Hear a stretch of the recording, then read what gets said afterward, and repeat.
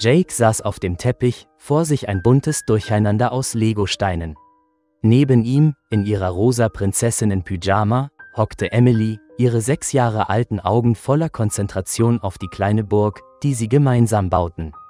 Ein leises Kichern entfuhr ihr, als Jake einen etwas wackeligen Turm hinzufügte. Es war ein ganz normaler Freitagmorgen, so schien es. Jake lachte mit, ahnungslos, dass eine kleine, unauffällige Kamera im Regal gegenüber ihr Treiben aufzeichnete. Er wusste nicht, dass diese Momente, die er als ganz alltäglich empfand, bald so viel mehr für seine Frau Sarah bedeuten würden. Ein paar Wochen zuvor war die Welt für Jake und Sarah aus den Fugen geraten.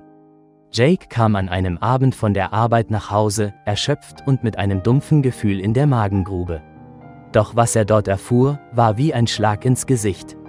Sarah hatte, so musste er erfahren, Kontakt zu ihrem Ex-Freund Charles gehabt. Und Charles, dieser Schatten der Vergangenheit, hatte behauptet, dass Emily nicht Jakes Tochter sei.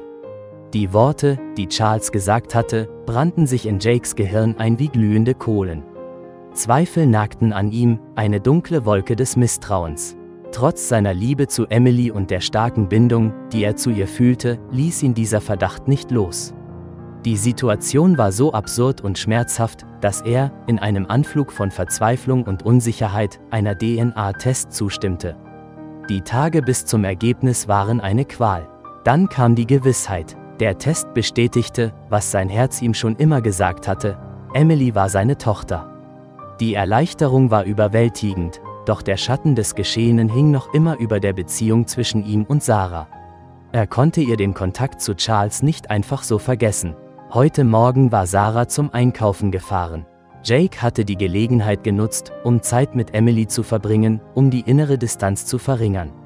Er hatte ihr die Legosteine gegeben und sie zum Lachen gebracht. Nun, nachdem die Burg fast fertig war, legte er eine ihrer Lieblings-CDs ein, fröhliche Kindermusik.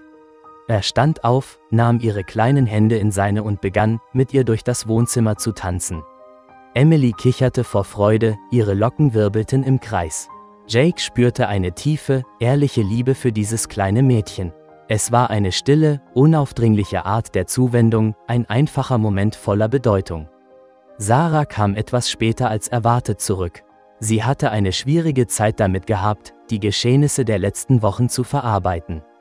Als sie in den Flur trat, hörte sie die Musik aus dem Wohnzimmer und sah den Bildschirm ihres Laptops auf dem Küchentisch.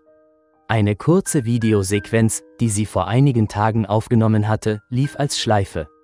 Es waren Aufnahmen von Jake und Emily am Morgen. Sie sah, wie Jake Emily anlächelte, wie er mit ihr tanzte, wie er ihre kleinen Hände in seine nahm und wie sie gemeinsam lachten. Ein Schluchzen stieg in ihrer Kehle auf. Es war nicht das Lachen selbst, das sie so tief berührte. Es war die reine, unverfälschte Liebe, die sie in Jakes Augen sah, die unendliche Geduld und die Zuneigung, die er ihrer Tochter entgegenbrachte. Die Tränen, die über ihre Wangen liefen, waren keine Tränen der Trauer oder der Verzweiflung.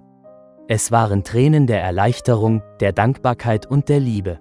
Sie betrat leise das Wohnzimmer und beobachtete die beiden noch ein paar Minuten. Dann hustete sie leicht. Jake drehte sich um, und als er sie sah, legte er Emily sanft zur Seite. Er stand auf und ging auf Sarah zu. Ohne ein Wort schloss sie ihn in ihre Arme, ihre Tränen tropften auf sein Hemd. »Danke«, flüsterte sie leise, »danke für deine Geduld, deine Liebe und dafür, dass du so ein wunderbarer Vater bist.« Wenige Tage später erwirkten Sarah und Jake eine einstweilige Verfügung gegen Charles. Sie schlossen diese schmerzhafte Episode ab, gestärkt durch die Gewissheit ihrer Liebe zueinander und die tiefe Bindung zu Emily. Sie wussten, dass ihre kleine Familie, in all ihrer Unvollkommenheit, das war, was wirklich zählte.